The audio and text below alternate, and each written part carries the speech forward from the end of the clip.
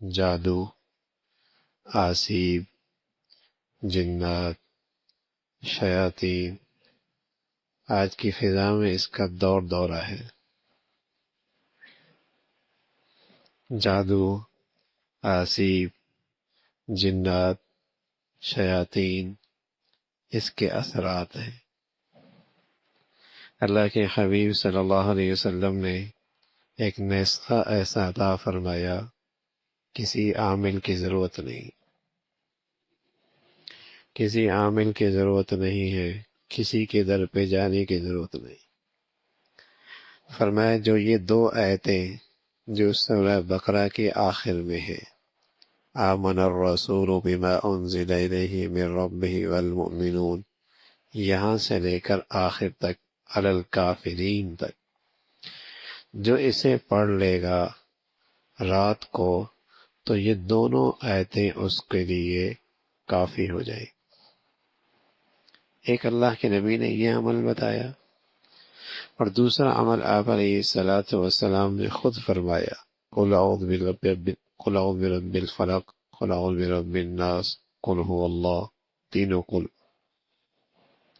کہ رات کو سوتے وقت آپ بستر پہ تشریف فرما ہوتے اور اول ان تینوں صورتوں کو پڑھتے، پھر اپنے ہاتھوں پہ پھونک مارتے، پھر اپنے ان ہاتھوں کو پورے جسم پہ مل لیا کرتے تھے، دوبارہ پھر یہ تینوں صورتیں پڑھتے، پھر اپنے ہاتھوں پہ پھونک لیتے، پھر اپنے ہاتھوں کو پورے جسم پہ مل لیتے، پھر تیسری مرتبہ پھر ایسے ہی کرتے۔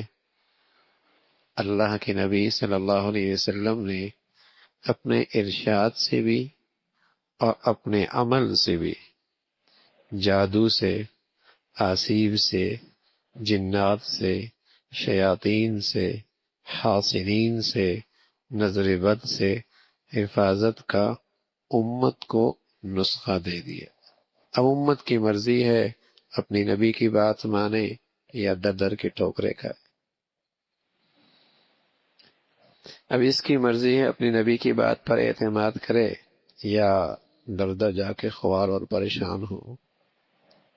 کہیں جاتا ہے وہ اسے اور بدگمانی میں مبتلا کر دیتا، فلاں نے کیا ہوگا، اس کے پاس وہی آئی ہے کیا؟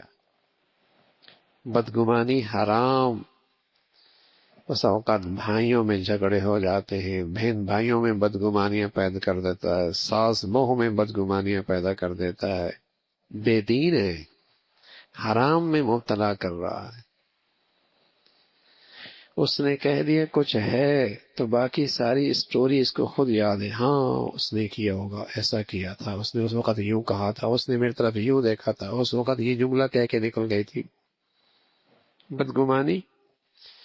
اور بعض نادان تو اشارہ بھی کر دیتے، ساس نے کیا ہوگا، بھائی کی بہو کی قرضدانی ہے، تمہارا بھائی ہے، ایسا ہے، تمہارے کاروبار میں جو شریک ہے یہ اس کی حرکت ہے۔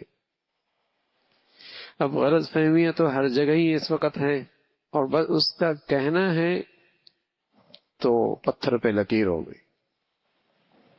غلط فہمیاں تو ہوتی ہی ہے، اوپر نیچے تو بات چلی رہی ہوتی ہے، اب اس کا کہنا ہے پتھر پہ لکیر ہے۔ اب کوئی آدمی ہزار سمجھائے اس نے نہیں کیا ہو، بھائی اس نے نہیں کیا ہے، مجھے پتا ہے، مجھے پتا ہے۔ تو یہ حرام ہے کسی کے بارے میں بدگمانی کرنا، اور یہ ایک عافیت کا نسخہ ہے جو اللہ کے حبیب صلی اللہ علیہ وسلم نے بتلایا ہے۔